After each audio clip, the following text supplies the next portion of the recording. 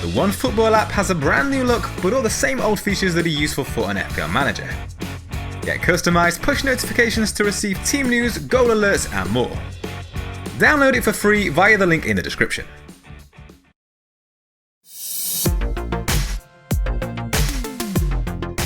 Despite a rough start to the game week after Mo Salah's antics off the bench, 88 points saw a rise up to 33,000.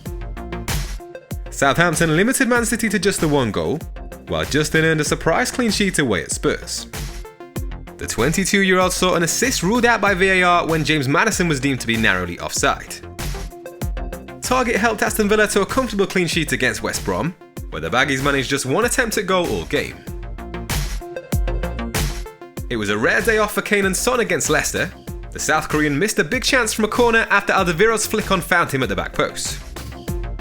De Bruyne picked out Sterling for the only goal against Southampton, while Grealish earned 2 late FPL assists against West Brom.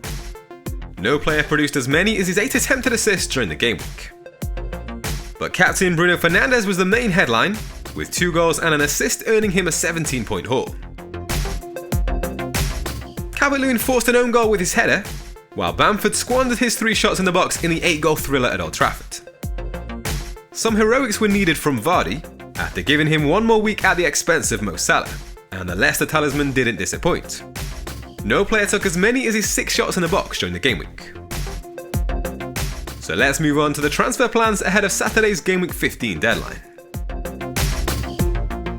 It's worth noting that the wildcard has to be played next game week at the latest, ahead of Gameweek 16.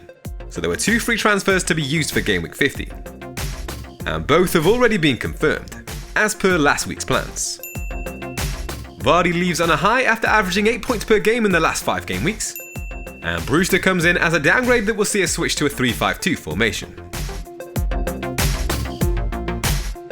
The second transfer sees the return of Mo Salah, who replaces Bissouma.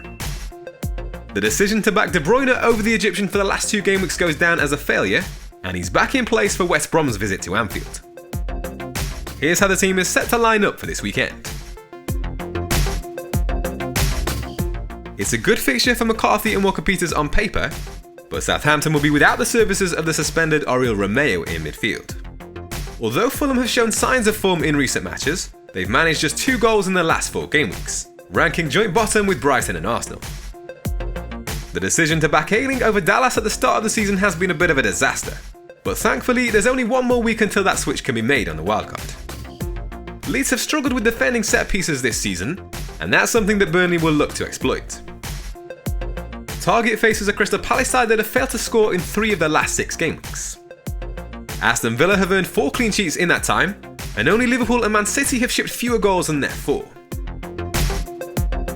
Salah joins what now looks to be a powerful midfield 5, having amassed 5 goals and 2 assists in the last 4 game weeks.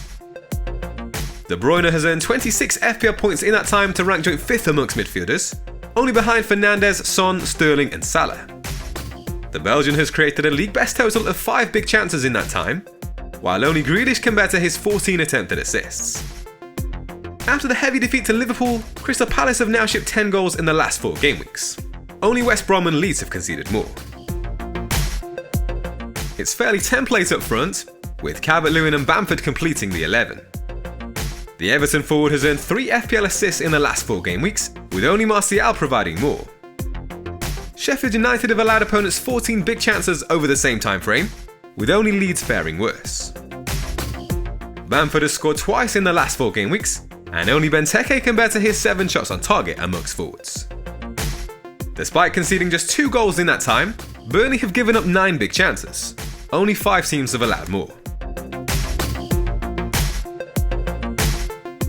After the feast at Crystal Palace, Liverpool have now scored a league-high 14 goals in the last 4 game weeks. They're up against a West Brom side that ranked 19th for goals conceded in that time, with 11. So it looks to be a fairly straightforward decision to give the captain's armband to the in-form Mo Salah this weekend.